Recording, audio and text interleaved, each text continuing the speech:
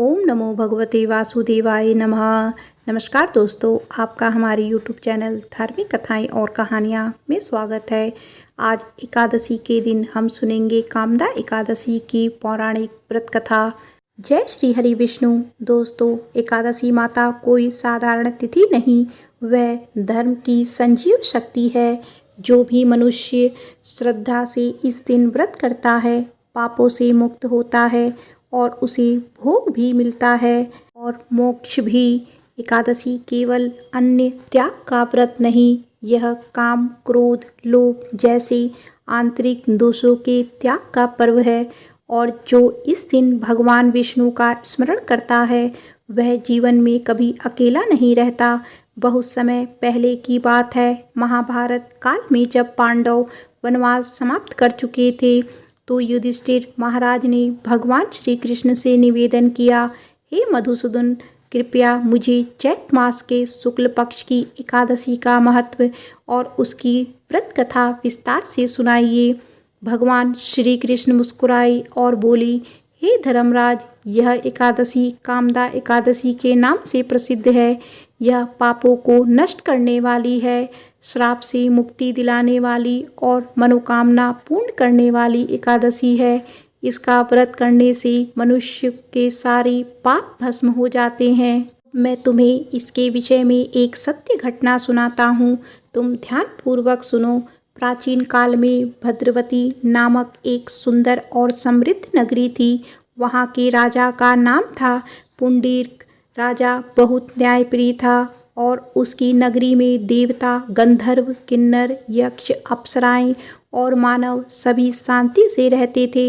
इस नगरी की एक विशेषता यह थी कि यह हर दिन संगीत और नृत्य की भव्य सभाएं आयोजित होती थी।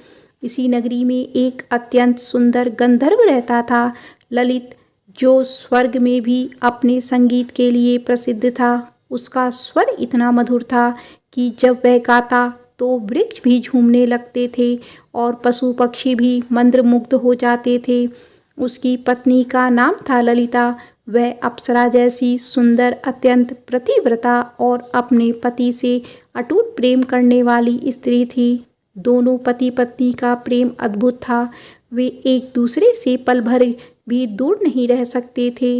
ललित जब भी कहीं सभा में गाने जाता, ललिता की छवि उसके मन में रहती। यह प्रेम ही भविष्य में उसकी परीक्षा का कारण बना। एक दिन राजा पुंडरीक के दरबार में विशेष सभा का आयोजन हुआ। सभी कलाकारों को बुलाया गया, को भी आमंत्रित किया गया। वह सभा बहुत बड़ी थी। किन्नर गा रहे थे, अप्सराएं नृत्य कर रही थी, पर ललित का मन वहाँ नहीं था। उसका मन केवल अपनी पत्नी ललिता की ओर था, जो घर पर अस्वस्थ थी। जब ललित मंच पर गाना प्रस्तुत करने लगा, तो उसका ध्यान पूरी तरह भटका हुआ था। उसका स्वर बिखर गया, लय टूट गई, भाव नराधर थे। यह देखकर दरबार में उपस्थित एक ऋषि क्रोधित हो उठे। उन्होंने कहा, तू सभा की मर्यादा भूल गया है, गंधर्व होकर भी स्वर का अपमान करता है।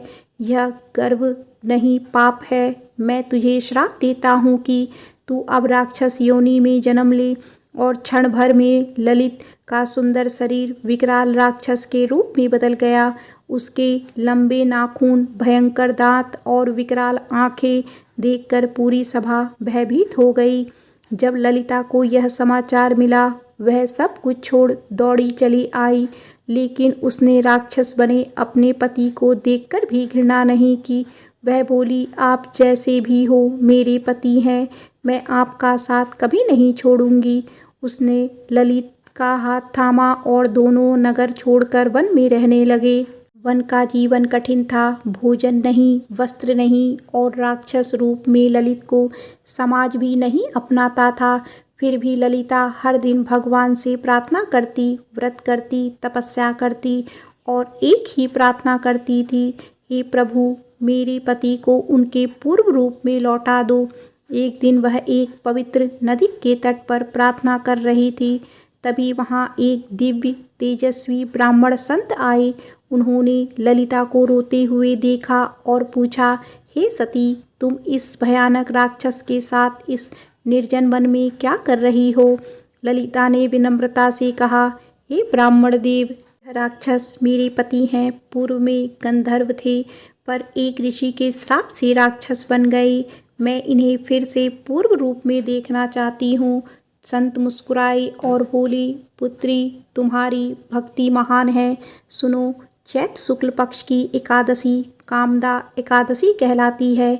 यदि तुम श्रद्धा और नियम से उसका व्रत करो, रात्रि जागरण और भगवान विष्णु की पूजा करो, तो निश्चित ही तुम्हारे पति को मुक्ति मिलेगी। ललिता ने अगली कामदा एकादशी को विधि पूर्वक व्रत किया।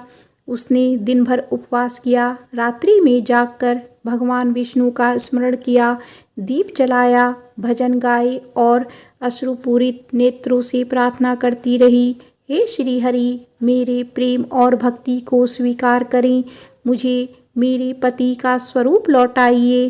रात्रि बीत गई। सूरज की पहली किरण पड़ी ही थी कि एक दिव्य प्रकाश आकाश से उतरा। वह सीधे ललित के ऊपर पड़ा। प्रकाश में भगवान विष्णु की कृपा समाहित थी। ललित का राक्षस शरीर धीरे धीरे पिघलने लगा। कुछ ही क्षणों में वह पुनः अपने पुराने गंधर्व रूप में लौट आया। सुंदर, तेजस्वी और मधुर मुस्कान लिए ललिता की आंखों से आंसू बहने लगे। इस पर वे आंसू दुख के नहीं, कृतज्ञता के थे। इसके बाद दोनों ने मिलकर भगवान विष्णु को धन्यवाद किया, संत का आशीर्वाद लिया और भद्रवती लौट गए। वहाँ सभी ने उन्हें देखकर आश्चर्य किया और ललिता की भक्ति की सराहना की। भगवान श्री कृष्ण ने युधिष्ठिर से कहा, हे राजन, इस कथा से यह सिद्ध होता है कि कामदा एकादशी का व्रत पापों का नाश करने वाला है। श्राद्ध से मुक्ति दिलाना और प्रेम व भक्ति को सार्थक करना। जो भी इस एकादशी का व्रत श्रद्धा और नियम से करता है, वह अपने जीवन के कष्टों से मुक्त होकर ईश्वर को प्राप्त करता है। कामदा एकादशी की जय हो। विष्णु भगवान की जय हो। आइए अब सुनते हैं एकादशी माता की एक चमत्कारी कथा। बहुत समय पहले की बात है। सृष्टि के आरंभ में जब धर्म की स्थापना हो रही थी, तब त्रिलोक में अधर्म का पाप अपनी सीमाएं लांघ चुका थे। असुरों का आतंक बढ़ता जा रहा था। देवता असहाय थे, यज्ञ बाधित हो रहे थे और मनुष्यों का जीवन संकट में था। इसी समय मुर नामक एक भयंकर असुर का जन्म हुआ। उसका शरीर विशाल पर्वत के समान था और उसकी शक्ति इतनी प्रबल थी कि देवता भी उसका नाम सुनकर कांपने लगे। मुरासुर के तप करके अनेक शक्तियां प्राप्त की और फिर इंद्रलोक पर आक्रमण कर दिया। इंद्र, वरुण, अग्नि, यम सभी हार गए। देवताओं ने भागकर भगवान विष्णु की शरण ली। हे नारायण, यह असुर संपूर्ण सृष्टि को निगलने चला है, आपकी ही शरण है। भगवान विष्णु ने मुरासुर का अंत करने का निश्चय किया और अपनी दिव्य गदा लेकर युद्ध भूमि की ओर बढ़े। भीषण युद्ध छिड़ गया। हजारों वर्षों तक युद्ध चलता रहा, लेकिन मुरासुर थकता नहीं था। अंततः भगवान विष्णु हिमालय की एक गुफा में विश्राम करने लगे। उन्होंने अपने दिव्य तेज से एक दिव्य योग निद्रा धारण की। तभी मुरासुर वहां आ पहुंचा। अब विष्णु भी थक गए। यही मौका है। वह गुफा में प्रवेश कर भगवान पर आक्रमण करने ही वाला था कि तभी एक चमत्कार हुआ। जैसे ही मुरासुर ने गदा उठाई, भगवान विष्णु के शरीर से एक दिव्य ज्योति निकली। वह ज्योति एक तेजस्वी कन्या के रूप में प्रकट हुई। उस कन्या की आंखें अग्निशिखा के समान थी। उसके 4 हाथों में शंख, गदा, चक्र और पद थे। वह बोली, अधर्मी, तू मेरे स्वामी को हानि नहीं पहुंचा सकता। मुरासुर हंसा, तू एक स्त्री होकर मुझे रोकेगी? कन्या गरजी, मैं कोई साधारण स्त्री नहीं, मैं स्वयं धर्म की शक्ति हूँ। मैं हूँ एकादशी। एक भीषण युद्ध हुआ और अंततः एकादशी माता ने मुरासुर का संहार कर दिया। जब भगवान विष्णु योग निद्रा से जागे और यह सब देखा तो प्रसन्न होकर बोले, हे देवी, तुमने संपूर्ण सृष्टि की रक्षा की है। आज से तुम्हारा नाम एकादशी होगा और जो भी तुम्हारे दिन उपवास करेगा वह समस्त पापों से मुक्त होगा और मुझे शीघ्र प्राप्त करेगा। देवताओं ने आकाश से पुष्प वर्षा की और सभी लोकों में एकादशी व्रत की महिमा गूंजने लगी। प्रेम से बोलो श्री हरि विष्णु भगवान की जय, एकादशी माता की जय।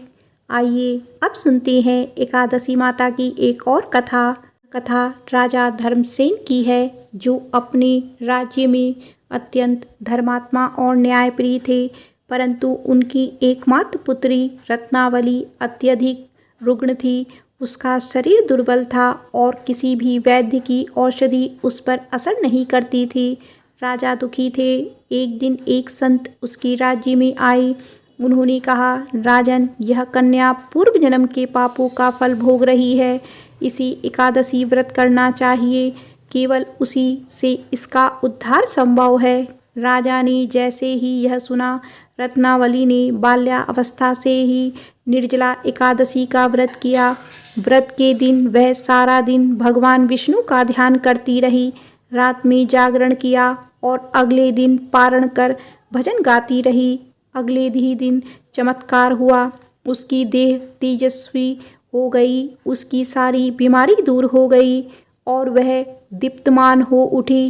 राजा ने देखा और उसकी आंखों में अश्रु आ गए। उन्होंने राज्य भर में एकादशी महोत्सव मनाया और तब से यह परंपरा चली आ रही है। एकादशी माता कोई साधारण तिथि नहीं, वह धर्म की संजीव शक्ति है। जो भी मनुष्य श्रद्धा से इस दिन व्रत करता है, पापों से मुक्त होता है और उसे भोग भी मिलता है और मोक्ष भी। एकादशी केवल अन्न त्याग का व्रत नहीं, यह काम, क्रोध, लोभ जैसे आंतरिक दोषों के त्याग का पर्व है। और जो इस दिन भगवान विष्णु का स्मरण करता है, वह जीवन में कभी अकेला नहीं रहता। श्री विष्णुवाय नमः। एकादशी माता की जय हो। वैदिक पांचांग के अनुसार चैत्र माह के शुक्ल पक्ष की एकादशी तिथि की शुरुआत 7 अप्रैल को रात 8 बजे होगी और अगले दिन यानी 8 अप्रैल को रात 9:12 पर खत्म होगी। सनातन धर्म के उदया तिथि का विशेष महत्व है। इस प्रकार से 8 अप्रैल को कामदा एकादशी का व्रत किया जाएगा। जगत के पालनहार भगवान विष्णु की कृपा से सभी पाप मिट जाते हैं। कामदा एकादशी व्रत का मुहूर्त। कामदा एकादशी व्रत का पारण 9 अप्रैल 2025 को किया जाएगा। एक बार प्रेम से बोलो श्री हरि विष्णु भगवान की जय, माता एकादशी की जय।